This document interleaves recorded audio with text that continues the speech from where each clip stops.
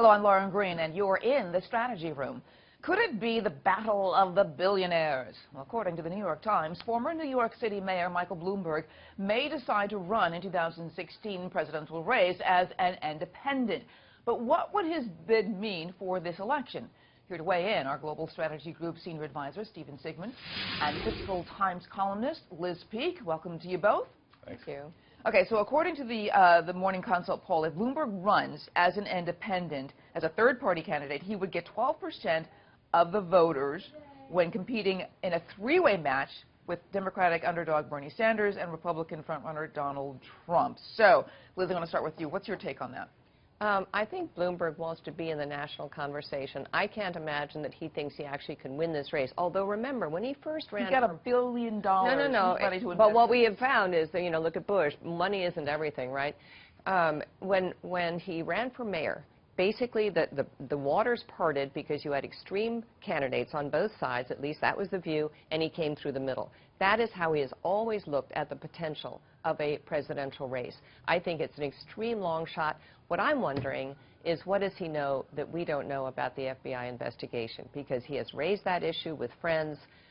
He has a lot of connections and friends in the law enforcement community. It's not a joke. I mean, the FBI doesn't joke. Except that he's already saying he's not going to run if Hillary Clinton is winning the primary. So, but maybe she won't. So then he must know something about the FBI, right? Well, exactly. one of the questions, though, so even if Bloomberg gets in, if he doesn't win, if he doesn't have a shot, he's likely to sort of siphon off votes from a potential candidate. And who could he hurt more, Stephen, a Democratic candidate or a Republican candidate? Look, I think the sort of conventional wisdom is he hurts a Democratic candidate more. But the amazing thing about this race is, like, the conventional wisdom is kind of thrown out, right? I mean, it's very, very hard for a third-party candidate to win a presidential election because of the Electoral College, not because of the popular vote, but to win states, you know, without a real operation, without a party apparatus, without any of that stuff, is very, very difficult to do. On the other hand, it's a wild card kind of an election. He's a wild card kind of a candidate. You know, he could be somebody who appeals in the same way that Donald Trump and Bernie Sanders appeal to kind of independence and not being a politician, but then also has the pragmatism to back it up. So, you know, I think ultimately he doesn't run, and even if he does, he doesn't win and probably splits votes between if it's Trump and Sanders. But it's a totally unpredictable election at the moment. You know, the GOP candidates, Jeb Bush, Marco Rubio, kind of dismissed Bloomberg's candidacy. Donald Trump said, hey, come on, bring it on. What do you make of this? Again, I think Mike is bored. He hasn't got a lot to do right now, and he has some very strong, with, like, billions of dollars. Nonetheless, he has been a very big deal in this city for a very long time, and now he's sort of a little bit invisible, even though he has a big organization behind him. But think about the issues that he's really concerned about. For example, gun control. If it's Sanders and Trump, no one's talking about gun control, and literally Bloomberg takes that very seriously. So, as I say, I think he just wants a voice in the conversation. I can't imagine he thinks this would be a successful bid.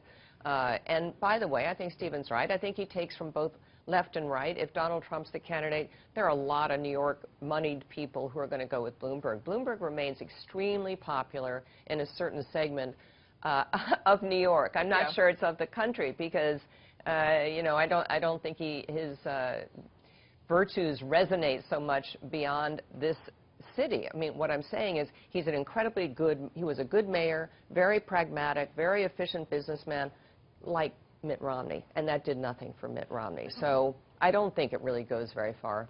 Bloomberg is fiscally conservative. He is socially liberal, Stephen. I mean, this is something that is a different kind of animal when you get outside of the New York area. Yeah, although when you poll people throughout the United States, I mean, that's sort of where the country is, right?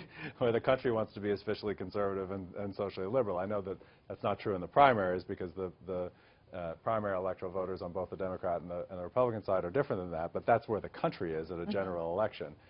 So as I'm saying, I mean, I think he actually could appeal across the country in a general. It's just that a third-party candidate, to the math of winning enough states, is almost impossible. It's just really about the numbers. Yeah.